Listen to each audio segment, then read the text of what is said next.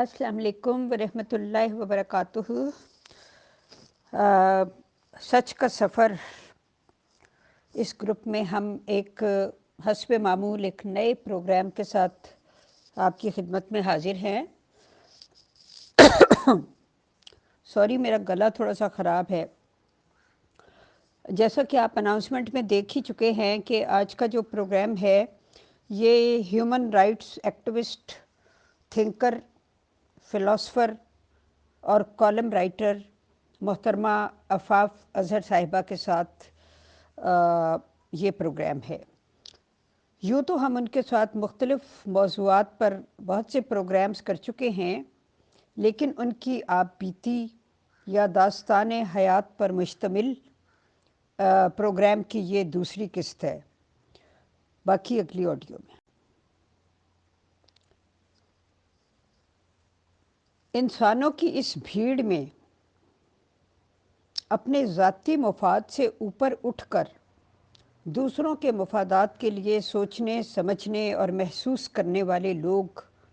आटे में नमक के बराबर भी नहीं होते। सोचने समझने वाले लोग मुआशरे का दिमाग होते हैं और महसूस करने वाले लोग सोसाइटी का दिल होते हैं, जिनकी बहुत कदर की जानी चाहिए। लेकिन अफसोस के शऊर से आरी और बेबहरा लोग उनकी अहमियत और कदर व मंज़िलत को नहीं समझ पाते और बेशऊर लोग बाशऊरों से ज़रूर नफ़रत करते हैं और उन पर आवाज़ें कसते हैं। खाकसार का एक शेर है, दानिश्वरों को अहले जहल मानते नहीं, दानिश्वरों को अहले जहल मानते नहीं, सग उन पे भौंकते हैं जिन्हें जानते नहीं। जिस तरह कुत्ते जो होते हैं वो अजनबियों पे, जिनसे जान पहचान नहीं होती, उन पर भौंकते हैं, तो इसी तरह जो लोग इल्म और शऊर से आरी होते हैं वो बाशऊर लोगों को, ख़्वाह वो ज़िंदगी के किसी भी फील्ड में हो, उनको चूँकि पहचान नहीं पाते, लिहाजा उनकी बातों को समझने से आरी होते हैं और नेगेटिव किस्म की बात करते हैं। ऐसे में साबित कदम रहना और अपना काम किए जाना बहुत ही आला ज़र्फ़ और बाहौसला लोगों का काम होता है। लिहाजा हमारा ख़्याल है कि ऐसे लोगों की सवाने हयात को उनकी ज़िंदगी में उन्हीं की ज़बानी सुनकर महफूज किया जाना चाहिए। ऐसे लोग जिस सोसाइटी में भी पैदा हों, वो उस सोसाइटी का एक बहुत ही कीमती सरमाया होते हैं। लेकिन अफसोस, इस दुनिया का दस्तूर है कि जीते जी किसी अच्छे इंसान की कदर नहीं होती। बकौल शायर, उम्र भर संग जनी करते रहे अहले वतन, उम्र भर संग जनी करते रहे अहले वतन, ये अलग बात के दफनाएंगे एजाज़ के साथ, और बाज़ वक़्त तो एजाज़ से दफन होना भी नसीब नहीं होता। ऐसे सभी लोग, ख़्वाह वो ज़िंदगी के किसी भी शोबे में हों, अपने वक्त से बहुत आगे होते हैं। बेशुमार ऐसे नाम तारीख़ में मौजूद हैं और महफूज हैं। सॉरी, मेरी तमहीद काफ़ी तवील हो गई। अब मैं आपके और आफाफ अज़हर के दरमियान हाइल नहीं रहना चाहती और फराज का एक शेर सुनाकर आफाफ को आपके रूबरू करती हूँ। आज हम दार पे खींचे गए जिन बातों पर, आज हम दार पे खींचे गए जिन बातों पर, क्या ख़बर कल वो ज़माने को निसाबों में मिलें।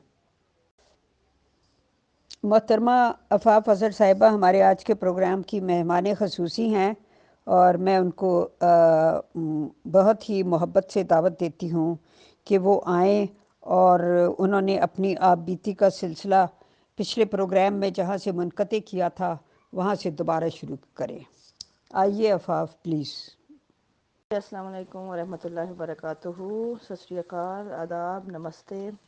And good morning. हमारे तो गुड मॉर्निंग है। गुज़िश्ता जहाँ पे बचपन की यादों में ही घूम रहे थे, वहीं से आगे शुरू करते हैं कि अगली जो मरहला है वो ये कि बचपन में ऐसी बेशुमार यादें थीं کہ جو آج بھی ذہن سے ایسے لپٹی ہوئی ہیں کہ ان کے گتھیاں جس طرح بندہ سلجھ رہا ہوتا ہے ان کے اندر ہی نا، سلجھا رہا ہوتا ہے خود بھی اور ان کو سمجھنے کی کوشش کر رہا ہوتا ہے. ایک طرف پابندیاں تھیں، بے جا پابندیاں تھیں اس درجہ کے، ایسے لگتا تھا جیسے گھٹ جائے گا دم میرا. اور میں ہی نہیں، اس عمر کی بچیاں، ہماری ایک انسان کی جو جس طرح ایک آپ کے نے دیکھا ہے کہ جب آپ کسی بچہ جیل میں پیدا ہوتا ہے تو کتنا مشکل ہوتا ہے اس بچے کے لیے. شروع میں جیل کی فضا کو ہی وہ اپنا گھر سمجھتا ہے، اس کال کوٹری کو ہی.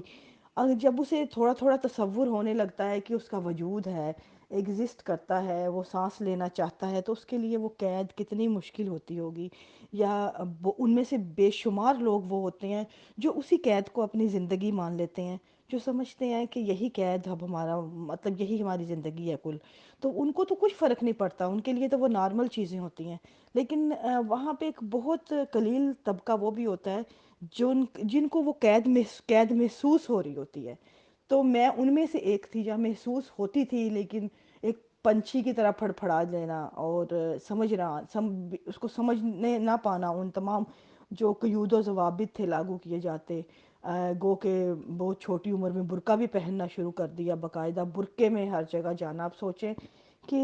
گرمیاں ہونی جون جولائی کی، فل روزے رکھنے اگر روزہ رمضان کے مہینے میں، اور پھر برقعوں کے اندر درس میں بھی جانا، وہاں بھی جانا. اور پھر بھی اس کے باوجود بھی جو معاشرے کی نگاہیں ہیں ان میں انسان ساری عمر اپنا کردار جو ہے وہ ثابت کرنے پہ ہم صرف کر دیتے ہیں. اور ہم کیا ہیں، ہم کون ہیں، ہمارا وجود کیا ہے، ہم کس مقصد زندگی کا کیا ہے، یہ تمام چیزیں تو ہم آخری سانس تک نہیں سمجھ پاتے. اسی لیے میں اکثر یہ کہتی ہوں کہ ہم وہ بد نصیب لوگ ہیں کہ جن کی آدھی عمر جو ہے ہم برین واشنگ جو ہوتے ہیں آبائی عقائد کی، ان کی کوٹ در کوٹ ان پہ برین واشنگ کرتے ہوئے گزر جاتی ہے. باقی آدھی جو ہے ہم اتارنے پہ گزار دیتے ہیں. اس کے بعد ہم کون ہیں، کیا ہیں، وجود کیا ہے، مقصد کیا ہے زندگی کا، یہ باقی جو ہزاروں سوال کائنات میں کلبلا رہے ہوتے ہیں وہ تو ہم ان تک پہنچنے کی تو نوبت ہی نہیں آتی ہماری. تو ہماری تو زندگیاں انہی ایک اتار چڑھاؤ میں گزر جاتی ہیں. تو انہی میں مجھے یاد ہے کہ ہمارے امی میری تھیں ٹیچر تھیں، یہاں دارالجمن میں ایک گورنمنٹ اسکول تھا، اس میں ٹیچنگ امی کرتی تھیں. تو امی کی کافی ٹیچرز بھی دوست ہوتی تھیں. تو مجھے یاد پڑتا ہے کہ ہم لوگ نا ہمارے اسی طرح بے شمار تعلقات جب ادھر ادھر ہوتے ہیں دوستوں کے، تو ان سے بھی بن جاتے ہیں، فیملی ٹرمز تھے وہ بنتے ہیں. تو ان میں مجھے یاد ہے ہماری کالج کی ایک پروفیسر ہوتی تھیں عابدہ زیربی، وہی اعظم اکسیر صاحب کی جو ہیں وہ سالی تھیں. ان کے بیگم کی میری جو دوست ہے اس کی خالہ تھیں، اور وہ کیونکہ عطیہ سے دوستی تھی. میری تمام دوست جتنی وہاں پہ رہتی تھیں ان کے فیملیز کے ساتھ ایسے ٹرم ہوتے تھے کہ ان کے گھر میں ان کے ماں باپ ہوں، بہن بھائی ہوں، سب کے ساتھ مکمل دوستیاں ہوتی تھیں. اور اس کی ایک بینیفٹ یہ بھی تھا، ایک وجہ جو تھی میجر، وہ یہ تھی کہ ہمارے گھر میں مرد کوئی نہیں تھا، کہ میرا کوئی بھائی نہیں تھا، 4 بہنیں تھیں. ابو امو باہر ہی رہتے تھے، بلکہ ہم بھی لیبیا سے ہی ایک زمانہ رہ کے واپسی ہوئی تھی لیبیا سے. تو ابو زیادہ تر جو ہے وہیں رہتے تھے، وہاں تھے، یا پھر واپس بھی آئے ہیں تھوڑے عرصے کے لیے. تو ابو مطلب کوئی جتنا ٹائم وہ انہوں نے کوئی فیکٹری لگائی تھی پلاسٹک کی، تو اس میں ابو زیادہ مطلب باہر کے بزی ہوتے تھے. اور پھر اس کی وجہ سے باقی جو ہم لڑکیوں والے گھر تھے جتنے دوستوں کے، وہ بہت کمفرٹیبل فیل کرتے تھے کہ بچیاں جائیں جا کے نا ان کے گھر میں بے شک ٹائم گزاریں، رہیں ان کے ساتھ. تو وہ ہمارے گھر بہت آنا جانا ہوتا تھا لڑکیوں کا، آئے دن جو سہیلیاں ہوتی تھیں کھلے باقیوں کی نسبت بڑے آرام سے آ جاتی تھی. ان کو یہ فکر نہیں ہوتی تھی ان کا ماں باپ کو بھی کہ ان کا کوئی بھائی ہے یا گھر میں کوئی مرد ہے، جس سے ڈر ہوتا ہے عموماً ہمارے معاشرے میں نا کہ لڑکیوں کے معاملات میں. تو وہ اس لیے بڑا کھلا آنا جانا ہوتا تھا اور میل ملاقات. تو اسی دوران عطیہ کی خالہ تھیں جو ہماری کالج کی پروفیسر بھی تھیں میتھ کی، عابدہ زیربی. ان کے معاملات اس طرح تھے کہ انہوں نے اکثر امی کے پاس آنا، باتیں کرنی، حال احوال، کیونکہ ہم صدر میں تھے تو انہوں نے یہاں سے گزرنا، ان کی بہن بھی قریب رہتی. اور وہ پھر انہوں نے جب آئے دن ان کے جسم پہ نیل پڑے ہیں، ان کے برے حال ہیں، کالج جا رہی ہیں، پہلے پٹیاں کروا رہی ہیں، پھر کئی دفعہ آ کے دکھ میں انہوں نے آ کے امی سے ذکر کرنا کہ میرے ساتھ آج یہ ہو گیا. پھر انہوں نے حافظ صاحب نے جا کے خیر سے کوئی تراویحاں پڑھانے گئے تھے، تو وہاں جا کے ان کو لیلۃ القدر نظر آ گئی کوئی، اور وہ اٹھا کے گھر لے آئے اس کو نا. تو وہ بھی ایک داستان ہے جس کو انہوں نے بڑا مطلب بتایا گیا کہ یہ احمدی کر کے لے آئے ہیں، احمدی بنا کے لے آئے ہیں، تبلیغ کر کے ہوئی ہیں. تو یہ وہی داستان ہے جس طرح ہمارے آپ کو نظر آتی ہے کنورژن جو ہو رہی ہے ہندوؤں کی پاکستان میں، ان کو بھی ایک اہم نابالغ لڑکیاں جو ہیں وہی مسلمان ہو رہی ہوتی ہیں، اور یہاں بھی وہی حال تھا کہ خواتین ہی مسلمان ہو کے آتی ہیں، ان کے مرد کوئی نہیں ہوتے جا کے گئے ہوتے. کیوں؟ مردوں کو اسلام نہیں بھاتا یا مردوں کو احمدیت نہیں بھاتی، تو یہ وہ کیوں نہیں ہوتے؟ یہ بڑا ایک عجیب سی کنڈیشن تھی کہ ان کو، اور پھر سارا اسلام جو ہے نکاح کر کے ہی نافذ کیوں ہوتا ہے کہ یہ کیوں نہیں ہوتا کہ ان کو کسی کو بہن بنا لائے، کسی کو مطلب آپ نے ویسے ہی داد رسی کر دی، کسی کو بیٹی بنا کے لے آئے، کسی کو ویسے ہی کر دیں. مطلب بے لوث بھی تو ہوتی ہے بہت بڑی جو تعداد میں انسانی خدمت بے لوث کی جاتی ہے. لیکن مطلب یہ ایک بڑی عجیب سی تھی کیفیت وہاں پہ اس ٹائم پہ کہ ایک طرف ہم ان کو دن رات دیکھتے تھے مارتے پٹتے بھی ان کے آنکھوں. اور یہ ایک داستان نہیں ہے، اس طرح کی بے شمار بتا سکتی ہوں میں وہاں پہ خواتین کی جو صورتحال تھی. لیکن ان کا مجھے اس لیے یاد ہے کہ ان کے ساتھ باقاعدہ میں جاتی تھی. ایک ہمارے ان کو نا بڑی ایک اتنی حالانکہ پڑھی لکھی بھی تھیں اور ایک کالج کی پروفیسر تھیں، گورنمنٹ کالج کی ارننگ ممبر تھی، انڈیپینڈنٹ جسے کہتے ہیں. لیکن ہمارے ہاں عورت بھی انڈیپینڈنٹ کہاں ہوتی ہے، تنخواہ تو ساری مرد کی جیب میں جانی ہے. تو ان کا بھی یہی حال تھا کہ اس کے باوجود بھی کہ بچوں کی والدہ ہیں، پڑھی لکھی ہیں، لیکن ان کو اپنے گھر کے حالات جب ان سے سنبھال نہیں پاتی تھیں تو وہ بیچاری، اور کوئی نہیں ہوتی تھی کہ وہ خالہ دعاگو ایک ہوتی تھی ہمارے دارالعلوم کی طرف، پہلے تو کہیں اور تھی دارالعلوم کی طرف. مجھے ان کا آج بھی گھوڑ دوڑ کے میدان سے گزر کے تو وہاں سے ان کے پاس پہلے اندر بیٹھ کے مجھے باہر بٹھا دینا ان کے صحن میں، بالکل جسے کہتے ہیں بور ہوتے رہنا میں نے. اور سمجھ بھی کچھ نہیں آتی تھی. انہوں نے اندر جا کے خواتین نے آپس میں کھٹ پٹ کرنا ان کے ساتھ، پتہ نہیں کیا باتیں کرتی تھیں، اپنے حالات رو رو کے بتانے. انہوں نے پھر کہنا کہ سامنے بیٹھو میں ابھی دعا کرتی ہوں، وہاں پہ دعا کرنی. پھر ان کو سنا تھا کوئی اشارہ ہو جاتا ہے دعا میں تو وہ اشارہ ہو جاتا ہے تو وہ عورتیں سن کے اسی میں عورتیں کو تسلی ہو جاتی ہے کہ بھئی مجھے یہ ان کو اشارہ ہوا ہے کہ اللہ کی طرف سے اب یہ کرنا ہے. وہ عموماً دعائیہ نسخہ ہی ان کو بتاتی تھیں کہ اب تم نے یہ دعا کرنی ہے، یہ کرنی ہے شوہر کو سنبھالنے کی یا شوہر کے اوپر اپنا ایک قائم کرنے کی اپنا اثر. بس یہی دعائیں ہوتی تھیں ساری. وہ دعاؤں کے نسخے لکھ کے لے آتی تھیں اور پھر وہ آ کے اگلا پورا جو ٹرم ہوتی تھی اگلی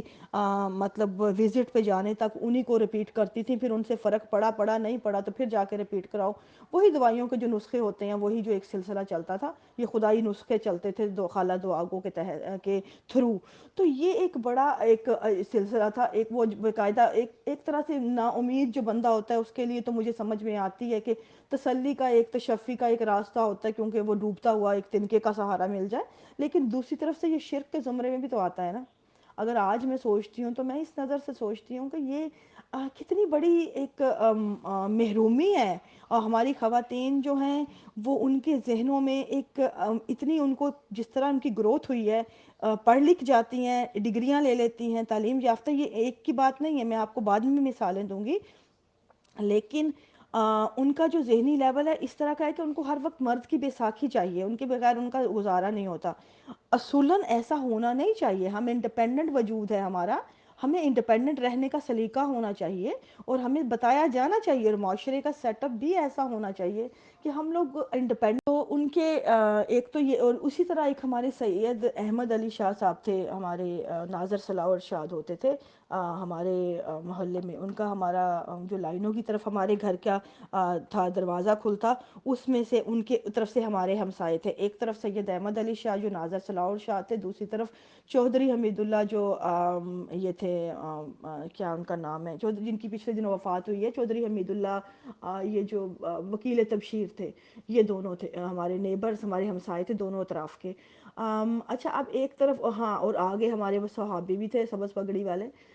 جن کو کہتے ہیں، وہ بھی ہمارے موجود تھے ہماری لائن میں. اور بھی بہت سے نام یاد ہیں. اب چودھری وہ کیا شاہ صاحب جو ہیں ان کی بھی اسی طرح کی معاملات تھے. ان کی بیٹے ان کے باہر گئے ہوئے تھے اور بیٹوں نے جو تھیں باہر جو تھا ایک ڈنمارک میں تھا شاید، مجھے اس کا نام نہیں یاد آ رہا، کبھی نام سنا بھی نہیں تھا. لیکن مجھے یاد ہے اس کی شادی ہوئی تھی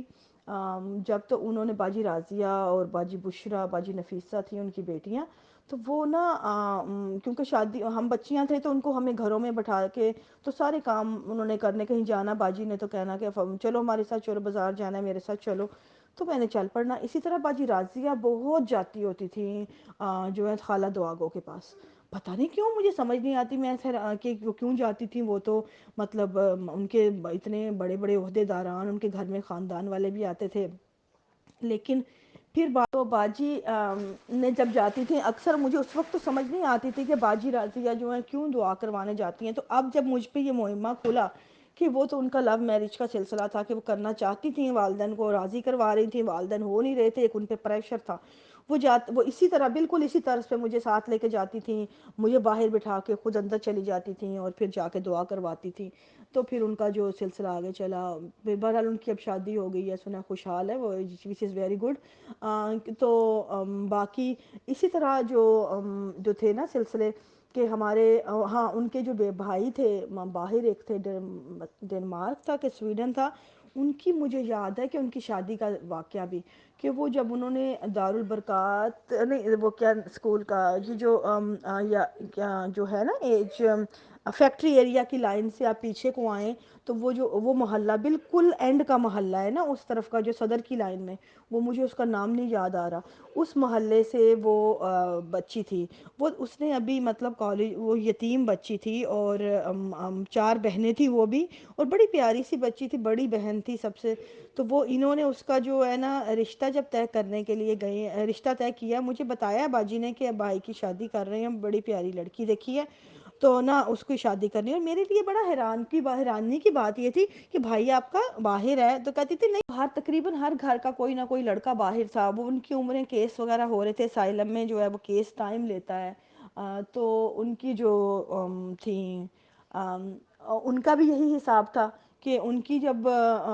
واپس تو آ نہیں سکتے تھے، تو ان کے اکثر کے والدین جو ہیں وہ ان کی شادیاں کر دیتے تھے بنا دولہوں کے، تو جب شادیاں ہوتی تھیں تو وہ نا بڑی بڑی دولہے کی جگہ پہ نا، تو بڑی بڑی تصویر دولہے کی کر کے نا، بڑی ساری فریم کر کے، تو ساتھ والی سیٹ پہ جو ہے دلہن کے ساتھ والی سیٹ پہ بڑی سی تصویر دولہے کی رکھی جاتی تھی، پھولوں کے ہار پہنا کے، تو یہ میں نے ایوان محمود میں بھی کچھ شادیاں ایسی اس زمانے میں دیکھی ہیں، اور میری اپنی بھی ایک سہیلی تھی منصورہ، اس کی بھی ایسے ہی شادی ہوئی تھی ایگزیکٹ، وہ بھی جرمنی کا لڑکا تھا، تو وہ بھی ایسے ہی اس کے بعد کافی سال وہ رہی ہے بنا شوہر کی شکل دیکھے، وہ ادھر ہی سسرال کی خدمت کرتی رہی ہے، بعد میں مجھے نہیں پتا ہمارے آنے کے بعد بھی گئی ہے کہ نہیں، لیکن اسی طرح ان کی گھر بھی ہوئی تھی شادی جو ان کے بیٹے کی بھی، کہ وہ اسی طرح انہوں نے جو شادی بنا دولہے کے کی تھی، دولہے کو نہیں پتا، اور یا پتا ہے کہ نہیں آئی ڈونٹ نو، لیکن دلہن لے آئے تھے اور بڑی پیاری لڑکی تھی، کم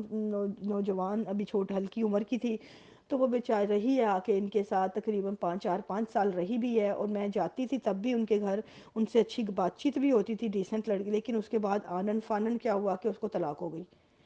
مجھے سمجھ ہمارے لیے بڑی حیرانی کی بات تھی، طلاق مطلب کیسے، وہ تو گئی نہیں نہ، اس کا شوہر ادھر آیا ہے، طلاق کیسے ہو گئی؟ ہاں پھر اسی طرح آپ آگے آ جائیں، اچھا ہاں ایک مزے کی بات، ایک لطف کی بات یہ بھی بتاؤں کہ چودھری حمید اللہ صاحب جو ہیں گو کہ ان کے گھر بھی باجی رضوانہ، باجی طیبہ اور یہ رشید اللہ، یہ تو میرے چچا کے ہم وہ تھے، کلاس دوست تھے رشید اللہ جو ہیں، ان کو بھائی کہتے تھے، بھائی رشید اللہ چچا کے ساتھ تھے گو کہ میرے چھوٹے، لیکن باجی رضوانہ باجی طیبہ بھی اس طرح ہی ہمارے ساتھ، جس طرح آپ کو میں نے ادھر کی مثال دی ہے، ہم چھوٹے تھے آتے جاتے تھے، تو وہ بھی ان کے گھروں میں باجی نے کوئی کام ہونا کہہ دینا، طیبہ باجی کی کافی عرصہ پہلے شادی ہو گئی تھی، رضوانہ باجی سے بعد کافی دیر رہی وہاں، بعد میں ہوئی، تو اس دوران مجھے ہمارے گھر میں جانا نا، ان کی خالہ جان بھی ایک اچھی عادت کی ہوتی تھیں، باجی بھی اچھی عادت کی تھیں، لیکن جو چودھری صاحب تھے، چودھری حمید اللہ صاحب، ان کی ایک عادت تھی کہ یہ بالکل بہت خاموش طبع تھے۔ اچھا میں یہاں پہ ان کی کوئی یہ نہیں کر رہی کہ میں ان کے خلاف کوئی بات کر رہی ہوں، میں آپ کو ہر انسان کی طبیعت بتا رہی ہوں، طبیعت کیسی تھی، ان کی طبیعت ایسی تھی کہ اتنے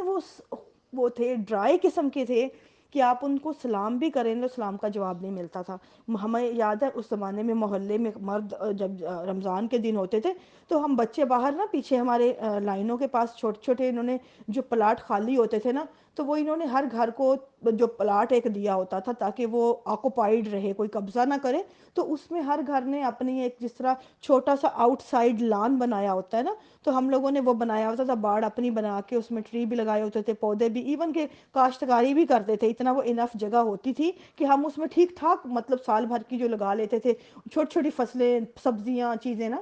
تو وہ اس طرح نا ان کی بھی جو ہوتی تھی باہر، ہم اکثر اسی لیے ہمارا آنا جانا اس سائڈ سے خاموش جگہ ہوتی تھی، لوگ عموماً نمازی ہی نمازوں کے لیے وہ راستہ یوز کرتے تھے، پیچھے کا نا سنسان ہوتا تھا. تو وہ انہوں نے جب بھی مسجد سے آنا یا جانا نمازیوں نے اسی راستے سے آتے جاتے تھے. تو ہمیں بڑی بچپن میں باہر کھیلتے ہوئے ہوتا تھا، کھیل رہے ہیں یا باہر بیٹھے ہیں، تو ہم نے جب دیکھنا ہے بچوں نے کہ وہ آ رہے ہیں، تو ہمیں ایک عادت ڈالی جاتی تھی کہ ہر آتے جاتے کو آپ نے سلام کرنا ہے. تو ہم لوگوں نے السلام علیکم السلام علیکم، تو ظاہر ہے ہر بندے نے بچے نے کسی وعلیکم السلام بیٹا وعلیکم السلام ہر کے کہہ کے گزرنا ہے. لیکن ایک واحد محلے میں چودھری حمید اللہ صاحب ہوتے تھے، وہ کبھی سلام کا جواب نہیں دیتے تھے. ان کا بس ایسے ہوتا تھا گردن ایسے نیچے کر کے گزر جانا نا.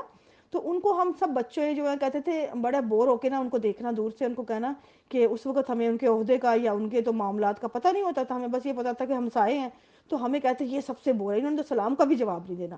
سمائل تو بہت دور کی بات، میں نے اپنی زندگی میں آج تک ان کو مسکراتے نہیں دیکھا. میں نے اپنی زندگی بچپن پورا گزار دیا، لیکن مجھے نہیں یاد کہ ایک دفعہ بھی میں نے ان کو کبھی مسکراتے دیکھا ہو. وہ اتنے ایک ان کی نیچر اتنی سنجیدہ، اتنی. یہاں پہ ایم ٹی اے پہ بھی چل رہا تھا اور لوگوں نے مجھے ایک نظم لکھی ہوئی پہنچائی، بڑی لہک لہک کے گائی گئی تھی، جس میں تمام جو اس کا دار و مدار ان کی مسکان پہ تھا، کہ ان کی اتنی خوبصورت مسکان تھی، اتنی خوبصورت ان کی مسکان تھی، ان کی طبیعت. اور میں یقین مانیں کہ میں وہ نظم پڑھ پڑھ کے جب اس کو بندہ لہک لہک کے جو گا رہا تھا،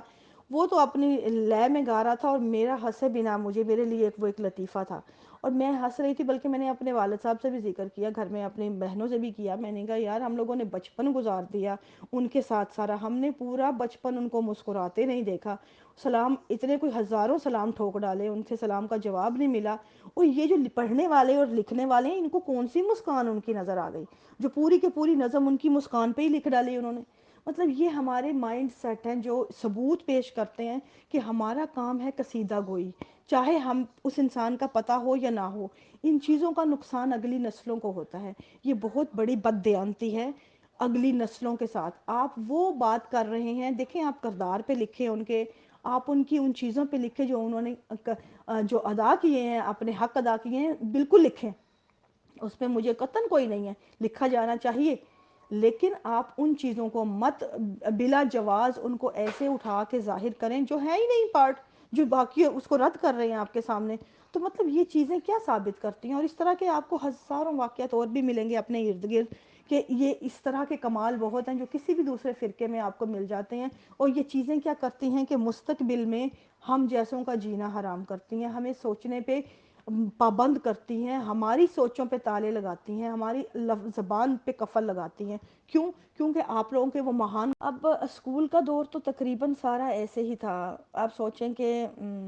کس کا ذکر کروں کس کو چھوڑوں، وہ سمجھنا جو ہے نا ایک بہت سی باتیں ذہن میں آتی ہیں، کچھ ریلیٹ کرتی ہیں کچھ نہیں کرتی ان چیزوں سے. تو ان میں خواتین کے مسائل سر فہرست رہے ہیں میری نظر میں، اور بچیوں کے معاملات. اور سب سے بڑا معاملہ بچیوں کا جو میں نے ایک زمانے تک میرے لیے معمہ بنا رہا، وہ یہ تھا کہ ہم لوگ اسکول کے دور میں تھے، جب 8ویں 9ویں میں آتے ہیں تو مجھے یاد ہے کہ بچیوں کا یہ بلوغت کا ٹائم، میجر بچیوں کی بلوغت اس پہ اس وقت میں ہوتی ہے. اور ہمارے ہاں کیونکہ جنسی تعلیم اویلیبل نہیں ہے، یا اس پہ بات کرنا بھی ماؤں کا جو ہے محال ہے، مائیں تو خود دبا رہی ہوتی ہیں ہر اس بات کو. تو اور اس زمانے میں آپ کو پتہ ہے پیڈز وغیرہ جو ہیں یہ بہت عرصے بعد جو ہیں وہ مارکیٹ میں آئے ہیں، تو بچیوں کے لیے وہ بھی اویلیبل نہیں تھے. ان کو ان چیزوں پہ پراپر گائیڈ لائن درکار ہوتی تھی کہ ان کو کیسے کرنا ہے. اور اس عمر میں اتنی تو بچی نہیں آپ کہہ سکتے ذہنی طور پہ بالغ، بلکہ بچے تو ذہنی طور پہ بہت بعد بالغ ہوتے ہیں، جنسی طور پہ بہت پہلے ہو جاتے ہیں. تو ایک لمبا گیپ ہوتا ہے، اس پورے گیپ کو کور کرنے کے لیے سب سے بڑا سہارا والدین کا ہوتا ہے یا پھر سوسائٹی کا ہوتا ہے. لیکن ہمارے ہاں یہ دونوں جو ہیں بالکل زیرو پہ ہیں. اب بچیوں کے معاملات میں بچیاں اتنی وہاں پہ مطلب کمزور ہوتی تھیں، بعض بچیاں اتنی، مجھے یاد ہے ایک دو تو بچیاں اتنی تھیں کہ کلاس میں وہ بے ہوش ہو جاتی تھیں. اور وہ مہینے میں ایک دن ضرور آتا تھا، ایک دو دن کے، وہ نا ان پہ باقاعدہ غشی طاری ہو جاتی تھی، اور اس وقت سمجھ نہیں آتی تھی کیوں ٹیچرز نے اٹھا کے ان کے اوپر منہ پہ پانی پھینکنا، ان کو پانی پھینک کے پھر ان کو ڈانٹنا اور ان کو کہنا کہ بہانے کرتی ہے، آج ہوم ورک نہیں کیا نا، آج اس نے وہ دیا۔ پھر آپ وہ دیکھیں بچیاں سکولوں میں سفید یونیفارم، بالکل سفید یونیفارم ہوتا تھا، یہ سب سے بڑی جہالت ہے، خاص طور پہ ان بچیوں کے لیے جو ایک ایج گروپ ہے سرٹن۔ اور آپ سوچیں کہ جن بچیوں کو ایک دم سے پیریڈ آئیں، جو لا علم ہوں اس طرح کے معاملات سے، کہ ان کو پتہ ہی نہیں ہے کہ ان کی جسم پہ یہ وقت آنا ہے، تو وہ تو تیار نہیں ہوں گی اس کے لیے۔ آپ کو ایک دم سے آیا، وہ بیچاری گھبرا جاتی تھیں، بعض اوقات تو بچیاں رونے لگ جاتی تھی کلاس میں کہ کچھ چوٹ لگ گئی ہے، ہمیں نظر نہیں آ رہا لیکن بلیڈنگ ہو رہی ہے۔ اب اس معاملے میں کیا ہوتا تھا، ٹیچر نے ہنس کے چپ کرو چپ کرو چپ کرو، آفس میں جاؤ، چھٹی لے کے گھر چلے جاؤ۔ آپ سوچیں صرف یہ حال ہوتا تھا ان کا، اور ٹیچرز نے ہنس کے دبے لفظوں میں ان کو چپ کرا رہے ہونا یا ان کو سائڈ پہ کر دینا باقی لڑکیوں سے، لیکن پراپر گائیڈ نہیں کرنا، اور آفس میں جا کے بھی ان کی چھٹی کی اپلیکیشن لے کے ان کو گھر بھیج دینا، ان کو پراپر نہیں ان کے پاس اویلیبل ہوتی تھی چیزیں جو بچی کے ٹیک کیئر کر سکیں، اور بچی نے اس لہو لگے کپڑوں کے ساتھ سفید کپڑوں پہ گھر تک کا جو سفر طے کرتی تھی، اس پہ میں نے کئی دفعہ لکھا ہے کہ یہ کبھی ایک لمحے کو سوچے کوئی مرد جس کے، یا کوئی عورت جو اس وقت عورت ہے، کہ اس ایک لمحے کو اپنے آپ کو اس ایج پہ لے کے جائے، اس بچی کی ایج پہ جو بالکل لا علم ہے کہ اس کے اوپر یہ ایج آنی ہے، اور اس کے اوپر جب یہ کنڈیشن آتی ہے انجانے میں، اور اس کے بعد وہ لہو لگے ہوئے کپڑے خود سے انجان، وہ لڑکی سکول سے لے کر گھر تک کا سفر طے کر کے آتی ہے، اور رستے کی جتنی نظریں ہیں پورے محلے کی، اس کو پتا ہے یہ لڑکی بالغ ہو رہی ہے، اور ایک نہیں پتا تو اس لڑکی کو نہیں پتا کہ میں بالغ ہوں۔ یہ آپ نے کبھی سوچا یہ کتنا بڑا درد ہے اس لڑکی کے لیے، کتنی بڑی اذیت ہے، نفسیاتی طور پہ اس کے اوپر کتنا بڑا شوق ہے۔ یہ رویے اس قدر گھناؤنے ہیں معاشرے کے، جو ایک فطری حصے ہیں ہماری زندگی کے، جن کو ہمیں بر وقت بچوں کو بچیوں کو بتا کے ہمیں ان کو خود کی حفاظت کے لیے تیار کرنا پڑتا ہے۔ اس معاملے میں ہمارے والدین بھی انجان، ہمارے سوسائٹی اس سے زیادہ بھیانک بھیڑیے بنے ہوتے ہیں، اور پھر اس کے بعد وہ اس طرح کے واقعات، کسی بچی کے کپڑوں پہ لہو لگا ہے تو وہ تماشا بن کے ہر کسی کو، اس بچی بیچاری کا جو حال ہوتا تھا، میں نے اس طرح کے واقعات محلے سے سنے، ہاں ہائے فلاں دی کڑی نو آج اے ہو گیا، وہ دے کپڑیاں تے لہو لگیا سی۔ یہ باتیں میں نے خواتین کے منہ سے سنی ہیں بعد میں۔ آپ سوچیں کیا خواتین کے اوپر یہ وقت نہیں آنا، کسی بچی پہ آ گیا، اس کو پھیلانا، اس پہ بات کرنی، پھر اس بچی کے اوپر کیا گزر، اسی معاملے کو آپ آگے لے جائیں، بچیوں کے معاملات اس طرح کے تھے۔ پھر آپ آگے آئیں، جب آپ جنسی تعلیم کا بچوں کو علم نہیں ہے، یا آپ کو والدین کو بھی نہیں ہوتا، شادیاں ہو جاتی ہیں، بچے ہو جاتے ہیں، لیکن ان کو یہی نہیں پتا۔ مجھے یاد ہے کہ میں نے کچھ برس پہلے میں نے یہ چیز بھانپ کے کہ ہمارے معاشرے میں پیریڈز کا بڑا مذاق اڑایا جاتا ہے، بڑی غلاظت سمجھی جاتی ہے، اور بڑا خواتین سے حقیر امیز سلوک کیا جاتا ہے اس معاملے میں۔ تو میں نے اس کو سامنے رکھ کے میں نے پیریڈز کی ڈیفینیشن کے اوپر کہ پیریڈز ہے کیا، ایک فطری نظام ہے اور کیسے کس وجہ سے ہے، اس کی میں نے ایک تفصیل جو ہے ڈائیگرام کے ساتھ میں نے سوشل میڈیا پہ لگا دی، ان لوگوں کے لیے جو اپنے ذہنوں میں خرافات لیے بیٹھے ہیں کہ ایک فطرت کا حصہ ہے، آپ ایک فطری نظام جس سے آپ اور میں وجود میں آئے ہیں، کل اگر وہ پیریڈ نہ ہوتے تو آپ یا میں تھے، دنیا کا ہر سانس لیتا وجود جو ہے میرے سمیت، وہ اسی کی وجہ سے ہے، یہ وہ ایگ ہے جو ریلیز ہوا ہے، جو کل میں تھے، جو کل میں بھی تھی، آپ بھی تھے، تو اس سے آپ حقارت کر کے اس کی وجہ سے، اس پہ تو آپ لوگوں کو کیئر کرنی چاہیے بچیوں کی، آپ لوگوں کو خیال رکھنا چاہیے اپنی خبر۔ تمام زندگی کے معاملات ایسے ہیں کہ بچیوں کے معاملات میں یہ اس قدر انجان اور بے حس لوگ ہیں کہ میں نے آپ کو بتا رہی ہوں، میں نے اس طرح ایک تحریر لکھی، اس میں سے مجھے بے شمار لوگ تھے، مرد جو سینسیبل تھے، لکھنے والے تھے، اچھے لکھنے والے تھے، اور وہ مجھے کہتے تھے آ کے کہ آپ یقین مانیں یہ ایسا ٹاپک ہے کہ ہمیں پہلے نہیں پتہ تھا، ہم نے اس طرح سے کبھی پڑھا ہی نہیں، ہمیں اندازہ ہی نہیں تھا، ہمیں پتہ تھا اس بات کا لیکن ہم نے کبھی اس طرف سے دیکھا ہی نہیں۔ تو مطلب لوگوں کو اس معاملے میں، عورت کے معاملے میں یہ لوگ اس قدر انجان رہتے ہیں اور رہنا چاہتے ہیں، کیونکہ ہماری صحت کوئی میٹر نہیں کرتی نا، یا خواتین بچیوں کی، تو ان کو تو ایسے ایک ناچاہا وجود ہیں گھروں میں آیا، تو گھروں میں آپ لے کے ایسے پلتے بڑھتے ہیں کہ بچیوں کو اب جس طرح معذوروں کو لے لیں، میری چھوٹی بہن جو ہے اس کو پولیو ہو گیا تھا، پولیو کا وہ تو پولیو بھی نہیں، سمجھ لیں کہ بڑی وہ ایک پاکستان میں جب تک ہم رہے ہیں تو ایک کمپلیکیشن سی تھی اس کے معاملے میں کہ پری میچور تھی. پھر اس کے بعد ایک اس پہ پاکستان میں ڈائگنوزز ہی صحیح نہیں ہو پا رہی تھیں. کوئی کہتے تھے گردن توڑ بخار ہے، کوئی پتہ نہیں کیا کیا وہاں ڈائگنوزز ہوتی رہیں. لیکن اس کا جو ہے علاج ہر پاکستان کے شہر سے میں لے کے گئے، اس کو دکھایا. ہر کوئی شہر ایسا نہیں جہاں پہ اس کے علاج کے لیے نہ لے کے گئے ہوں.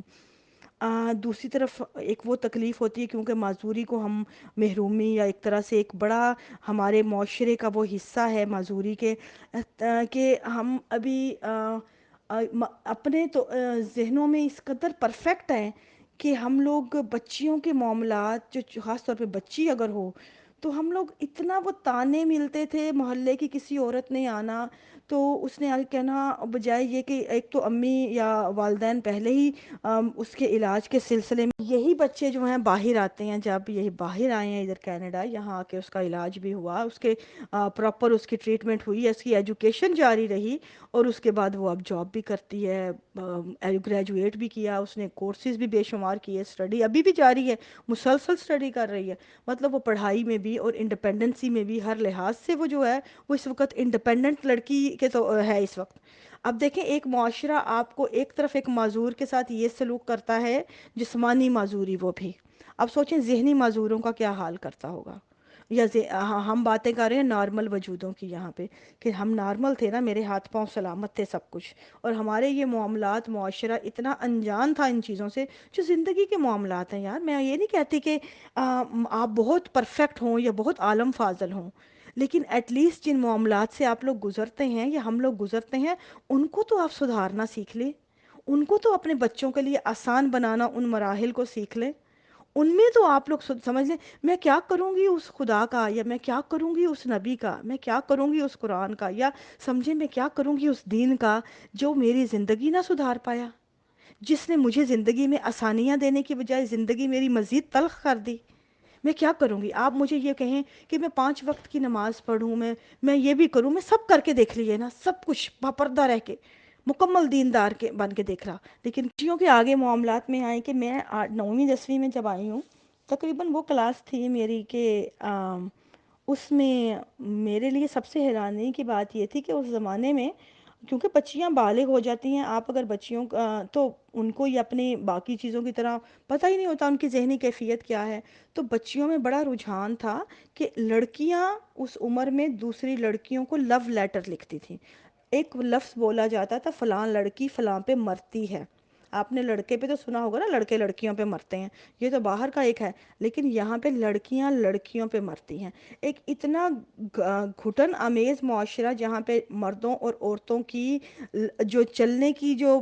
فٹ پاتھ ہیں وہی الگ ہوں، کہ وہ کسی طرح فٹ پاتھ بھی ایک طرف نہ ہو، رائٹ مردوں کا ہے، لیفٹ عورتوں کا ہے. تو مطلب آپ کے درمیان میں اتنی سوسائٹی کے ہر جگہوں پہ، ہر قدم قدم پہ آپ کے لیے مرد اور عورت کے درمیان ایک بڑی دیوار تعینات کر دی گئی ہے کہ آپ کی کوئی محفل ہو، آپ کی کوئی جگہ ہو، وہاں پہ مردوں کے ساتھ آپ کسی طرح انٹریکٹ کر ہی نہیں سکتے.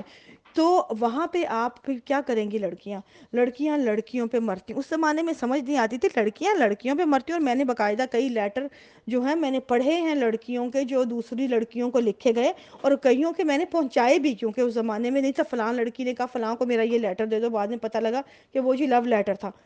تو میرے لیے بڑے زمانے تک میرے لیے یہ ایک معمہ بنا رہا. تو میں بعد میں آ کے جب میں نے نفسیات پڑھی ہے، اور یہ کالج میں بھی تھا، یہ آگے کالج میں تو اس سے بھی زیادہ تھا. کالج میں ہر دوسری لڑکی کا یہی ہوتا تھا، فلاں لڑکی جو ہے فلاں پہ مرتی ہے، فلاں فلاں کی عاشق ہے، یہ بہت چلتا تھا. اچھا اب یہ آپ جو عجیب لگے گا شاید دوسرے لوگوں کو، لیکن میں اس طرح کے معاملے میں ہمیں سوسائٹی کو، معاشرے کو، گھر والوں کو، اگر وہ بھی لا علم ہوں ان کو ڈیل کرنے کے معاملات میں، تو آپ بتائیں معاملات بگڑیں گے کہ نہیں؟ کدھر جائیں گے؟ اب لڑکیوں کو ڈیل کرنے کا جو معاملہ ہے، آپ دیکھیں گے کہ ہارمونز کا، اگر آپ دیکھیں بچیوں کے جب پیدا ہوتی ہیں تو جو آپ کا ہے مرد کے اندر جو ہے ایک وائی ہے، عورت کے اندر ایکس اور وائی ہے، دونوں ہے. اب آپ دیکھیں مرد کے اندر اور عورت کے اندر جب آپ یہ ٹائم آتا ہے بلوغت کا، تو وہ کبھی آپ دیکھیں گی میجورٹی لڑکیوں کی جو ہے وہ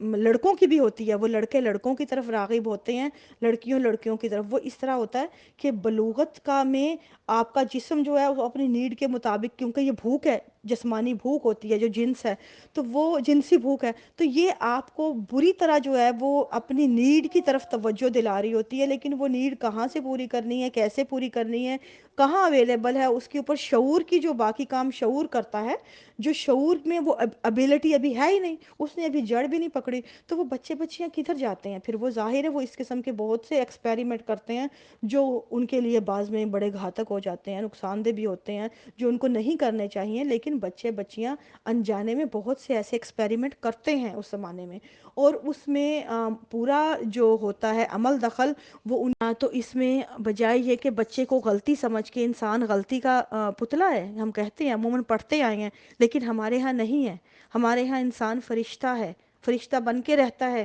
بچے کو شروع سے آخر تک فرشتہ بنایا جاتا ہے، بنانے کی پوری کوشش کی جاتی ہے، اس سے غلطی کا تصور نہیں کیا جاتا۔ اگر کوئی بچہ ایسی غلطی ہے جو معاشرے کی نظر میں غلطی ہے، میں غلطی نہیں کہوں گی اس کو، میں کہوں گی وہ ایکسپیریمنٹ ہے، میں آپ کو پہلے اسی لیے کہہ رہی ہوں وہ اس کے لائف کے ایکسپیریمنٹ ہے، جو دیکھنا چاہتا ہے، سمجھنا چاہتا ہے، بھئی ایکسپیریمنٹ ہے، غلط ہوا سو ہوا، آپ کے بے شمار زندگی کے ہو جاتے ہیں تجربات غلط، تو اس کو تجربہ سمجھ کے اگر غلط ہوا ہے تو والدین کو اس کو سمجھ کے سدھار کے اس کو سیدھے سمت میں لانا چاہیے، نہ کہ اس کو ہمارا معاشرہ جو ہے اس کی غلطی کو اس کی تمام عمر کے لیے ایک تانا بنا کے رکھ دیتا ہے۔ اگر بچی نے کر دیا ہے تو تمام عمر جو ہے اس کی عزت لٹ جاتی ہے، تمام عمر کے لیے اس کا کردار جو ہے خراب ہو جاتا ہے۔ لڑکا تو پھر بھی جو ہے دودھ کا دھلا رہتا ہے، لیکن اس کے پھر بھی معاملات اور ہیں، لیکن لڑکیوں کے معاملات میں یہ انتہائی جو ہے نا ہمارا معاشرہ غیر سنجیدہ ہے، جبکہ لڑکیاں جو ہیں مردوں کی نسبت زیادہ ہارمون کے پریشر میں رہتی ہیں، لڑکیاں جو ہیں مردوں کی نسبت عورت کے اوپر 3 پیریڈ آتے ہیں، 3 ٹائم آتے ہیں جس میں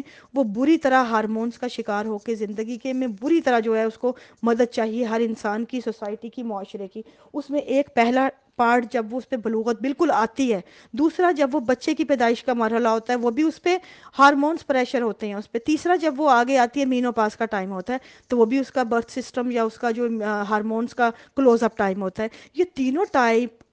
جو مراحل ہیں اس کے بڑے کریٹیکل مراحل ہیں اپنی اپنی ایج کے حساب سے، جس میں اس کو معاشرے کی اور ارد گرد کے لوگوں کی ایک ڈیفرنٹ اینگل میں ڈیفرنٹ رویے درکار ہوتے ہیں۔ اسی طرح یہ معاملات بچیوں کے میں بات کر رہی تھی لو لیٹر لکھنے کی، تو بچیوں کے یہی معاملات ہیں، ہارمونز پریشر ہے بچیوں کے، جب جسم میں ایک اندھیر مچا ہوا ہے، آندھیاں چل رہی ہیں ان کے ہارمونز کی اور ان کے جو بلوغت کی، ان کا باڈی کنٹرول میں نہیں آ رہی ہے ذہن، تو وہ کہیں نہ کہیں تو پریشر نکلے گا نا، ان کو جو فوراً اویلیبلٹی اگر لڑکیوں میں نظر آتی ہے تو کشش وہاں بڑھ جاتی ہے۔ اسی دوران اگر آپ پراپر ان کی ٹریننگ نہ کریں، پراپر بچیوں پہ بات کرنے کا، بات کرنے سے معاملات ریلیز ہوتے ہیں، بات کرنے سے سمجھ آتی ہیں، ہمارے یہاں بات کا رجحان نہیں ہے اور ان معاملات پہ تو بالکل بھی نہیں، اور کیا ہوتا ہے بچیاں پھر وہ اگر آپ انہی معاملات کو بچیوں کے بر وقت نہ پکڑیں، یا بچوں کے بھی، لڑکیاں ہوں یا لڑکے ہوں، اس عمر میں جب وہ ایسے ایکسپیریمنٹ کرتے ہیں جو جنس سے ریلیٹڈ ہیں، اور تو وہ ہم جنسی کی طرف چلے جاتے ہیں نا، وہ ہم جنس بن جاتے ہیں پھر، کیونکہ ان کو عادت بن جاتی ہے ایک اسی چیز کی۔ اگر آپ جنس کا پیٹرن بھی دیکھیں تو آپ دیکھیں گے کہ جنس میں بھی اگر آپ ایک جو میل اور فیمیل کے علاوہ کسی ایک ہم جنس کے ساتھ ایک دفعہ یا 2 دفعہ بھی آپ وہ عمل دہرا لیتے ہیں تو آپ کا ذہن جو ہے اسی عمل پہ راغب ہو جاتا ہے، وہ پھر وہی مانگتا ہے، پھر وہ دوسری طرف نہیں جاتا، اس کے لیے آپ کو بڑی پریکٹس کرنی پڑتی ہے اگر آپ نے اس کو نارمل لانا ہے۔ میں گھر تھے ہمارے ایک تھے عارف منیر کی کیا نام تھا، مربی تھے، ان کا بیٹا چھوٹا تھا، میرے نام نہیں یاد آ رہا، وہ ان کی بیٹیاں جن کے گھر میں آنا جانا تھا، ان کی بیٹی کے ساتھ دوستی تھی، تو وہ بڑا وہ محلے کے بچوں وہ نا اس نے بڑا فخر سے سب بتاتے تھے یہ تو بچہ اتنا نیک ہے، ہمارا بیٹا اتنا نیک ہے کہ یہ تو روز مسجد جاتا ہے پہرا دینے، اس کو تو چین نہیں آتا پہرا دیے بنا، یہ تو کہتا ہے میرا کوئی اور دینا دے، میں نے پہرا ضرور دینا ہے۔ اور یہ گروپ تھا لڑکوں کا جن کو وہ بڑا نیک پاک سمجھتے تھے، یہ پورا گروپ جو ہے یہ باقاعدہ پہرا دیتا ہے جا کے نا۔ تو پھر کیا ہوا کہ ایک دم سے آنن فانن پتہ لگا کہ امور عامہ کی تاریخیں ان کو پڑھنے لگ گئی ہیں، کیوں پڑھنے لگ گئی ہیں؟ بات یہ کھلی کہ وہ تمام گروپ جو تھے وہ مسجد میں جا کے وہ لونڈے بازی کرتے تھے. بچے نوجوان تھے، یہ نہیں میں بچے نابالغ بچے تھے، وہ مطلب بلوغت نابالغ نہیں کہوں گی، بلوغت ابھی نئی نئی آئی تھی مطلب ان پہ. تو وہ مطلب ذہنی طور پہ تو نابالغ تھے. تو وہ تمام بچے جو ہیں مسجد میں پہرے کے دوران یہی کچھ کرتے تھے. جس پہ نظر پڑ گئی کسی کی، پھر ان کی باقاعدہ معاملات کھولے تو ہاؤ سب نے جو ہیں زبانیں دانتوں کے نیچے دبا لیں اور ہائے سب کی انگلیاں اٹھنے لگیں. پھر انہوں نے آنن فانن بچے کی تعلیم جو ہے چھڑا کے اس کو جرمنی بھجوا دیا. اسی طرح اس پورے گروپ کے لڑکے جو تھے وہ اس طرح ہی روپوش ہو گئے. اور یہ ایک گروپ پکڑا گیا تھا، لیکن اس طرح کے بے شمار وہاں ہوتے تھے. اب یہ نیچرل چیز ہے، میں آپ کو یہ نہیں کہوں گی کہ یہ ایک گروپ جو تھا وہ بچوں کے معاملے میں کہ وہ پتہ نہیں انہوں نے کیا کر دیا، یہ جس طرح ہمارا معاشرہ کہتا ہے. یہ اس طرح کی جب آپ ایک فطرت کے اوپر قبض اس طرح کے پہرے لگائیں گے تو ظاہر ہے اس نے کہیں تو بہنا ہے. اب اگر بچوں نے یہ حرکت کی تو قصور تو آپ لوگوں کا ہے، آپ بڑوں کا ہے جنہوں نے ان کو زندگی کے معاملات اتنے تنگ کیے. تو اوپر سے اس کی سزا کون بھگتتا ہے؟ وہی نابالغ بچے جنہوں نے ایکسپیریمنٹ غلط کیے. اب ان باہر رہنے والے لوگ ہیں، میں ذکر کر رہی ہوں جماعت کا. تو میں آپ کو یہ بات بتا دوں کہ ہمارے ہاں جو باہر کے آؤٹ سائڈرز ہیں ان کا جماعت احمدیہ کو نام کی حد تک وہ ضرور جانتے ہیں، لیکن ان کے معاملات زندگی جو ہیں وہ ان سے ناواقف ہیں. اس میں آپ کو بتا دوں کہ اکثر لوگوں کو حیرانی ہوتی ہوگی جب میں ذکر کرتی ہوں کہ امور عامہ کیا ہے، وہ فلاں کیا ہے. تو میں بتاؤں جماعت احمدیہ کا انٹرنل سسٹم ہے جس کا آپ کے باہر کے سسٹم سے کوئی لینا دینا نہیں ہے. یہ ریاست کے اندر ایک اور ریاست ہے اور ان کے تمام تر زندگی کے معاملات جو ہیں وہ ان کے انٹرنل سسٹم کے انڈر آتے ہیں، جس میں باہر کے معاملات کا کوئی جو ہے وہ ہاتھ نہیں ڈال سکتا. جس طرح کے ان کے خواتین کے جو آتے ہیں ایج گروپ کے حساب سے خواتین کو ڈیوائیڈ کیا گیا ہے. جو نوجوان بچیاں ہیں ان کو ناصرات کہا جاتا ہے. اس کے بعد جو آتی ہیں تھوڑی سی بالغ ہوتی ہیں، لیکن زیوا میں پولیس تھانہ ہے، چوکی بنی ہوئی ہے، لیکن وہ ڈیکوریشن پیس کے طور پہ ہے. وہاں باقاعدہ بھتہ دے کے ان کو خاموش رکھنے کے پیسے دیے جاتے ہیں. وہ تنخواہیں لیتے ہیں، لیکن ان کو کہا جاتا ہے کہ شہر کے انٹرنل معاملات سے آپ کا کوئی لینا دینا نہیں ہے، ہمیں ہمارے معاملات الگ سے خود سے سالو کرنے دیجئے. اور وہ ظاہر ہے جب آپ کو بھتہ مل رہا ہے تنخواہ سے اوپر تو وہ کیوں کریں گے، وہ نہیں دخل دیتے. آپ کے تمام معاملات امور عامہ کے انڈر جاتے ہیں، اور امور عامہ اتنی کوئی شفاف ہے کہ وہ باقاعدہ لوگوں کو جس طرح ایک ہوتا ہے نا دادا گیری والا سلسلہ، آپ کے معاملات کوئی بھی ہوں ان کا طریقہ ایک ہی ہے آپ کو حل کرنے کا، اور وہ ہے ڈنڈا. آپ کو ہر طور ڈنڈے سے وہ معاملہ انہوں نے حل کرنا ہے، جبر سے کرنا ہے. اور ان کے اپنا مائنڈ سیٹ ہے، کیونکہ بوڑھے یہ پورا کا پورا گروہ بوڑھوں کا ہے، اور بوڑھوں کا جو ہے جوانوں کے اوپر قطن کوئی بھی جسے کہتے ہیں مائنڈ سیٹ کا ایک بگ ڈفرنس ہے. اور وہ بزرگ اپنے حساب سے زندگی کے معاملات اپنی پچھلی صدی کے مطابق ڈیل کرنا چاہتے ہیں، جو کہ جس میں وہ جیے ہیں. تو ان کو نئی صدی کے بچوں سے سخت چڑ ہے. تو اس طرح کے معاملات وہاں کے بڑے خوفناک ہیں امور عامہ کے ساتھ. جن کا پنگا پڑ جائے یا سمجھ لیں جو بھی بندہ امور عامہ میں چلا جائے تو اس کا وہی کنسپٹ معاشرے میں کریٹ ہوتا ہے. جس طرح آپ کسی کو تھانے میں جا کے دیکھیں تو معاشرے کی ایک بڑی تعداد جو ہے وہ سمجھتی ہے کہ تھانے جانا، پولیس کے پاس جانا ایک عزت مطلب جو ایک بے عزتی کا سبب ہے نا. اسی طرح امور عامہ کے ساتھ جو ہو معاملہ کوئی بھی ہو، معاشرہ پورا دانتوں کے نیچے انگلیاں. سب سے جو ایک بات ہے اہم وہ یہ ہے کہ وہاں پہ بزرگ جو ہیں، اگر آپ کسی بزرگ سے پوچھتے تھے نا اس زمانے میں کسی سوال کا جواب، تو بزرگوں کے پاس ہمارے جواب نہیں ہوتے تھے ہمارے سوالوں کے. ان کے پاس ایزی سا ایک ہی جواب ہوتا تھا، جاؤ جا کے قرآن پڑھو، نماز پڑھو. تو آپ کے ذہن کے اندر جو ہے نا سوال نہیں آئیں گے. نماز پڑھو، نماز نہیں پڑھتے نا، دین سے دوری کا نتیجہ جو ذہن میں سوال آ رہے ہیں. مجھے یاد ہے کہ میں اکثر سوال کرتی ہوتی تھی تو میں نے ایسے ہی بیٹھے ہونا، کوئی میں نانا ابو کے پاس جانا. میرے تو ان کے نانا ابو تو خیر خانپور وغیرہ کی طرف رہتے تھے، ان لوگوں کا تو ویسے ہی مذہب کے معاملے میں اتنے ان کے نہیں تھے، لیکن ہاں عقیدت مند بہت تھے، لیکن ان علم کے حساب سے نہیں تھے. لیکن ربوہ میں رہنے والوں کا پھر لیول ہوتا ہے. تو دادا ابو میرے تھے، ان کے ساتھ جب میں نے بات کرنی انہیں میں نے بیٹھے ہونا جب فری مل جانا کہ ان نماز بہت پڑھتے تھے، انہیں کہنا دادا ابو اس کا مطلب، تو انہوں نے میرے سوالوں سے تنگ آ کے نا میری باتوں سے تو مجھے نا جھڑک دینا آگے سے، کہنا چل نٹ جا کے قرآن نماز پڑھ، جا کے تلاوت کر تو بھول جائیں گی تو سارے سوال. اچھا اس کے بعد انہوں نے بعض اوقات تو مذاق میں کے موڈ میں ہونا تو وہ انہوں نے مجھے دور سے آتا دیکھ کے نا تو اونچی اونچی نا وہ لہک لہک کے وہ نظم پڑھنے لگ جانا. وہ درِ سمین کی نظم ہے مرزا غلام احمد صاحب کی، کہ اس کا ایک بڑا مشہور شعر ہے سب سے نہیں میں کہوں گی عقیدے سے بیزار ہو جاتا ہے. اس کی وجہ یہ ہوتی ہے کہ ان کے اپنے جو کوئی نہ کوئی جو ان کے پرسنل گرج ہوتی ہے یا پرسنل ایکسپیرینس ہوتے ہیں یا پرسنل ان کے ذاتی ان کے کوئی ایسے وہ ہوئے ہوتے ہیں، ایسے ان کے ہاتھ لگے ہوتے ہیں کہ ان کو وہ چیزیں جو ہیں ریئیکٹ کرنے پہ مجبور کرتی ہیں، اور وہی جب ان کا غصہ، غم، ان کی شدت اترتی ہے، وہ واپس اسی عقیدے کے اندر ہوتے ہیں، واپس اتنے ہی دیندار ہوتے ہیں، بلکہ اس سے بڑھ کے ہوتے ہیں۔ لیکن دوسرا بڑا طبقہ یہ ہوتا ہے کہ جو لوگ آہستہ آہستہ سلو بائی سلو سمجھ رہے ہوتے ہیں، گو کہ ان کے تجربات بھی بے شمار ہو رہے ہوتے ہیں آگے پیچھے سے، اور بڑے بھیانک تجربات ہو رہے ہوتے ہیں، لیکن پھر بھی ان کی عقیدت جو ہوتی ہے وہ ایسی ہوتی ہے کہ وہ سوچ کے انڈر آتی ہے، کہ ان کی سوچ اور سوچ کا جو ہوتا ہے، آپ کا جو سفر ہوتا ہے، وہ کبھی ایک دم نہیں ہوتا، سوچ ٹائم لیتی ہے۔ جس طرح انسان جب کنورٹ ہوتا ہے وہ ٹائم لیتا ہے، وقت لیتا ہے، اسی طرح جب انسان نکل رہا ہوتا ہے وہ کبھی ریئیکٹ کر کے نہیں نکلتا۔ یہ بات ہمیشہ یاد رکھیں، جو انسان سوچ سمجھ کے نکلتا ہے یا انسان اپنی عقل اور دلیل کے بس پہ نکلتا ہے، وہ کبھی بھی ایک دم نہیں نکلے گا اور ریئیکٹ کر کے نہیں نکلے گا، جس طرح میں نے نہیں کیا۔ میں ایک چوزے کی نظر سے، تو وہ انڈے کے اندر جو چوزا ہوتا ہے وہ اس کی گرد جو جھلی ہوتی ہے انڈے کی، آپ ذرا سا کریک کرتے ہیں انڈا ٹوٹ جاتا ہے۔ ہمارے لیے کتنی نازک جھلی ہے، لیکن آپ اس چوزے کی نظر سے دیکھیں جو انڈے کے اندر پل رہا ہے، وجود اس کا، وہ اس کے لیے وہ ایک آہنی حصار ہے، اس کے وجود کی حفاظت کا ایک آہنی حصار ہے۔ جتنا وہ نازک ہے اس کے لیے ایک وہی ایک اس کے لیے حفاظت کا ایک پورا ہے، ایک مضبوط حصار ہے۔ لیکن اگر پھر ایک وقت آتا ہے جب وہ بچہ جو ہے، چوزا جو ہے، وہ ایک وجود پورا بن جاتا ہے اور اس کو پھر اس حفاظت کی ضرورت نہیں رہتی،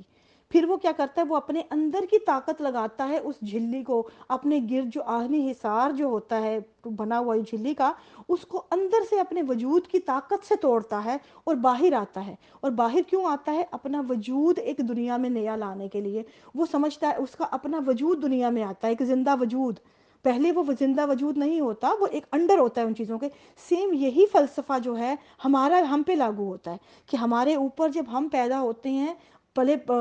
آتے ہیں ایک سرٹن ایج تک، ہمارے اوپر مسلسل جو ہیں آبائی عقائد جو ہیں تہ در تہ جھلیاں جھلیاں چڑھائی جاتے ہیں، آہنی حصار۔ وہ اتنی جھلیاں ہوتی ہیں کہ ہم ان کے انڈر دبے ہوتے ہیں بری طرح۔ ہماری سوچ سے لے کر رویوں کا پورا دار و مدار انہی چیزوں پہ ہوتا ہے۔ لیکن پھر جب ہم اتارنے کا وقت آتا ہے یا سمجھنے کا شعور ہمارا آتا ہے، سوچ بیدار ہوتی ہے، تو ہم تہ بتہ ان چیزوں سے نکلتے ہیں، ایک ایک کر کے وہ جھلی اتارتے ہیں، سائڈ پہ کرتے جاتے ہیں۔ کیوں؟ کیونکہ یہ فلا آف نیچر ہے، یہ فطرت کا اصول ہے۔ ہم بھی اسی چوزے کی مانند اپنا وجود پانے کے لیے ان جھلیوں سے باہر آنا چاہتے ہیں۔ ہم بھی چاہتے ہیں کہ ہمیں کسی عقیدے یا کسی کے لیبل کے لیے نہ پہچانا جائے، بطور انسان ہمارے کردار ایک الگ ہو، تاکہ ہم الگ کردار نبھائیں اپنے طور، جو کسی چیز کا لیبل لگ کے نہ ہو۔ تو مطلب یہ میری سوچ۔ لیکن افاف، یہاں پہ ایک سوال پیدا ہوتا ہے کہ سب لوگ تو اس جھلی کو یا اس چھلکے کو توڑ کے باہر نہیں آنا چاہتے، بعض تو اس کے اندر ہی اتنے کمفرٹیبل ہوتے ہیں کہ وہ کبھی نکلنے کا سوچ بھی نہیں سکتے، بلکہ ان کو نکالنے کی کوشش بھی کی جائے تو وہ بہت زیادہ ریزسٹ کرتے ہیں، نہیں نکلنا چاہتے۔ اس کی کیا وجہ ہوتی ہے؟ اسی طرح ایک واقعہ مجھے یاد آیا کہ ہم جوائنٹ فیملی سسٹم میں رہتے تھے۔ چچا ہمارے جو ہیں پہرے، عموماً خدام جو ہیں نوجوان، وہ پہرے دیتے تھے محلوں کے رات کے ٹائم نا، سیکیورٹی کی وجہ سے ان کی باریاں لگی ہوتی تھیں، تو ان کی چچا وغیرہ اکثر جاتے تھے۔ ہاں، ایج گروپ تھا سارا سیم محلے کا، تو یہ نا چچا وغیرہ گئے ہیں تو صبح آ جاتے تھے پہرا دے کے رات کی، تو یہ آئے نہیں۔ دادی اماں بڑی پریشان، انہوں نے جا کے سر گھروں کے دروازے نوک کیے، ان سے پوچھا کہ تو وہ کہیں ہمارے بچے بھی نہیں آئے۔ پھر یہ تمام والدین جو ہیں یہ بچوں کو ڈھونڈنے کے لیے نکل گئے۔ اب جا کے دیکھا تو ایک جگہ پہ یہ تمام جو لڑکے تھے یہ بے سود پڑے ہوئے ملے۔ اب وہ والدین جو ہیں وہ گھبرا کے ان کو اٹھا کے لے کے آئے، مدد سے لوگوں کی۔ اب میں نے چچا کو بھی اسی طرح دیکھا کہ ان کو اٹھا کے لایا جا رہا ہے۔ ہمیں سمجھ تو آتی نہیں تھی کہ ان کو کیوں اٹھا کے لایا جا رہا ہے اس طرح، 3-4 لوگ، چچا کو اسے چلا بھی نہیں جا رہا۔ تو دادی اماں فل غصے میں ہیں، گالیاں دے رہی ہیں، گالیاں اس حساب سے کہ جو ماں کا ہوتا ہے طریقہ، کہ ڈانٹ کے غصے میں طیش میں ہیں. تو وہ نا ان سے جب پوچھا اس وقت تو سمجھ نہیں آتی, پھر ڈاکٹر لطیف کو بلایا, کسی کو بھیجا کہ فوراً ڈاکٹر لطیف کو بلاؤ, دیکھو کیا ہوا ہے, کیونکہ کیا حالت ہے. تو ڈاکٹر لطیف آئے, آ کے چیک کیا, اور اس کے بعد میں نے یہ بھی سنا کہ کانوں میں جس طرح وہ بات کر رہے ہیں کچھ ان سے دادی ماں دادا ابو سے, اس کے بعد ان کو مزید غصہ آیا. تو بعد میں آہستہ آہستہ بات کیا کھلی کہ وہ ان لوگوں نے لڑکوں نے وہاں بیٹھ کے بھانگ کے پکوڑے جو بنا کے نا انہوں نے شرط رکھی تھی کون سب سے زیادہ کھائے گا. تو وہ جنہوں نے زیادہ کھائے تھے شرط جیت کے, تو ان کے حال یہ ہوئے تھے, جن کو بعد میں اٹھا کے لایا گیا. اور اس کے بعد باقاعدہ جو محلے میں جس طرح بکروں کی قربانیاں تک دی گئیں ان کی زندگیوں کے لیے کہ وہ ہوش میں آ جائیں, اور پھر ان کو میں نے جس طرح مطلب یہ اس زمانے کا آج بھی یہ واقعہ یاد ہے کہ نوجوان جو تھے لڑکے وہ باہر جا کے یا خدام جو ہیں وہ کرتے تھے اس طرح اس زمانے میں, اتنا زمانہ پہلے بچپن میں میرے, کہ یہ بھانگ بھی تھی, جنہوں نے باہر جا کے پینا پلانا ہوتا تھا وہ بھی پیتے پلاتے تھے. مردوں کے لیے ہر اویلیبلٹی تھی وہاں پہ, جس طرح بھی کوئی کر سکے. اگر حیات تنگ تھی تو صرف عورت کے لیے, جو آج بھی تنگ ہے, بچیوں کے لیے جو آج بھی تنگ ہے. اور جو مرد سمجھتے ہیں, آپ یقین مانیں ان میں سب سے بڑی منافقت یہ ہے کہ مجھے یہ اس بات پہ کہ یہ وہ لوگ ہیں جو جانتے ہیں تمام مسائل ان کے اندر موجود ہیں, لیکن آپ اگر انہی لوگوں کے گروپس کے اندر دیکھیں گے نا بات کرتے ہوئے, تو یہ کھل کے کنڈیم بھی کر رہے ہوں گے, کھل کے اپنے مسائل کا اظہار بھی کر رہے ہوں گے, کھل کے. بعض ایسے لوگ ہیں جو مجھے یہ بھی پتا ہے کہ بعض لوگ کہہ رہے ہوتے ہیں جو اے تے سارا ربڑ ہے, جتنی مرضی کھینچ لو انہوں نا یہ کچھ نہیں لبنا, مطلب جماعت کے بارے میں وہ ایسی باتیں کر رہے ہوتے ہیں. لیکن آپ انہی کو دیکھیں گے دوسرے لوگوں کے سامنے وہ مامے بنے ہوتے ہیں جماعت کے, کہ بھئی جماعت پہ کوئی بات کرنے والا کون ہوتا ہے, جماعت مخالف, یہ مخالف. بھئی میں پوچھتی ہوں کہ یہ اس میں جماعت مخالف کیوں؟ آپ یہ کیوں نہیں کہتے اپنے آپ کو کہ آپ جب اس قسم کی عقیدت رکھتے ہیں تو آپ جماعت مخالف ہمیں کہتے ہیں, تو میری نظر میں آپ انسان مخالف ہیں, کیونکہ آپ کو انسانیت کا درد نہیں ہے. آپ کو سمجھ نہیں آ رہی کہ یہ تمام مسائل بچے یا بچیوں کے ساتھ وہاں موجود ہیں, اویلیبلٹی ہے, لیکن اگر مسائل کا شکار لڑکیاں ہی کیوں ہیں زیادہ؟ اس کی وجہ یہ ہوتی ہے کہ وہ ایک کمفرٹ زون ہے. اب دیکھیں انسان, کیونکہ جسمانی طور پہ میں نے مثال دی تھی سمجھانے کے لیے, لیکن انسان کا جو لیول ہے وہ شعوری ہے, کہ آپ کو شعور سے نکلنا پڑتا ہے. جب آپ شعور سے نکلتے ہیں, اپنی شعور سے آپ ان چیزوں کو توڑتے ہیں, تو یہ آسان سفر ہرگز نہیں ہے, اس میں بہت تکلیف ہے یہ اس سفر میں, اور یہ آپ کو طرح طرح کے قدم قدم پہ آپ کو اذیت دیتا ہے, کیونکہ آپ کی وہ عقیدت چھٹ رہی ہوتی ہے. وہ چیزیں جن پہ آپ کا بچپن سے اعتقاد ہے وہ آپ کے ہاتھ سے ریت کی مانند پھسل رہی ہوتی ہیں. تو یہ سفر جو ہے جسے کہتے ہیں آگہی عذاب ہے, یہ ایسے ہی نہیں کہتے, یہ عذاب کا رستہ ہے. اور یہ عذاب کون انسان شوق سے اپنا خریدنا چاہے گا؟ یہ ان چیزوں کو سمجھنے کے لیے اپنے کمفرٹ زون سے نکلنا پڑتا ہے. اور انسان جب عقیدت ہوتی ہے وہ آپ کو کمفرٹ زون دیتی ہے. عقیدت آپ کو جو ہے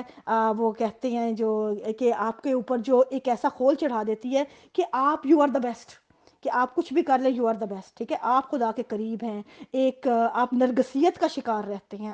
عقیدت آپ کو نرگسیت کا شکار کرتی ہے, آپ اسی میں خوش رہتے ہیں. جب انسان ایک نرگسیت کا شکار ہے, ایک نشے کے اندر ٹن ہے بری طرح کہ یو آر دا بیسٹ, تو وہ کون نکلے گا اپنے کمفرٹ زون سے؟ عقیدت تو آپ کو آپ کی اصلی جب چھٹے گی تو آپ کو آپ کی اصلیت نظر آئے گی, آپ کو سمجھ آئے گی کہ نہیں یہ ایسا نہیں ہے, سب جھوٹ ہے. تو ظاہر ہے کون انسان اپنے کمفرٹ زون کو چھوڑے گا؟ وہ تو بیسٹ رہنا چاہیں گے نا. ان کو حقائق سے, کبوتر کی طرح جیسا بلی کو دیکھ کے وہ آنکھیں بند کرتا ہے, وہ تو کریں گے. یہ وجہ ہے عقیدت آپ کو کبوتر بناتی ہے, جس طرح وہ بلی کو دیکھ کے آنکھیں بند کر لے, آگہی کے رستے سے دور رکھتی ہے. تو یہ وجہ ہے جو کمفرٹ زون ان کو اچھا لگتا ہے. اچھا, اب ایسا ہے کہ 90 منٹس ہو گئے ہیں, میرا خیال ہے ہم اس کو یہاں پہ سمیٹ دیتے ہیں, وائنڈ اپ کرتے ہیں, اور باقی انشاءاللہ ہم نیکسٹ قسط میں سنیں گے. بالکل بالکل, میں بھی یہی آپ کو کہنے والی تھی کہ اتنا ٹائم ہو گیا ہے, اب اس کو بند کر دیتے ہیں, تو اس کے بعد اگر باقی اگلی قسط پہ. اوکے, تھینک یو, چلیں پھر بات ہوگی. Okay, thank you. جی بہت شکریہ آفاف, آپ کا بھی, آپ آئیں, آپ نے اتنا ٹائم نکالا, اور آپ نے بہت ایسی بھی باتیں کی جو کہ عام طور پر لوگ کرنے کو اوائڈ کرتے ہیں, اور ان باتوں سے بچا کے نکل جانا چاہتے ہیں. لیکن آپ نے سارے فیکٹس, حقائق, اور زندگی میں جو بھی تجربے ہوتے ہیں, جو کئی باتیں میرا خیال ہے بہت سے سننے والوں کے لیے بالکل نئی ہوں گی, تو وہ سب بھی بیان کی بہت ہی دلیری کے ساتھ اور بہت ہی فرینکلی. تو thank you very much, so nice of you. تو انشاءاللہ نیکسٹ منڈے اسی ٹائم پہ انشاءاللہ دوبارہ ملیں گے. بہت بہت شکریہ آپ کا.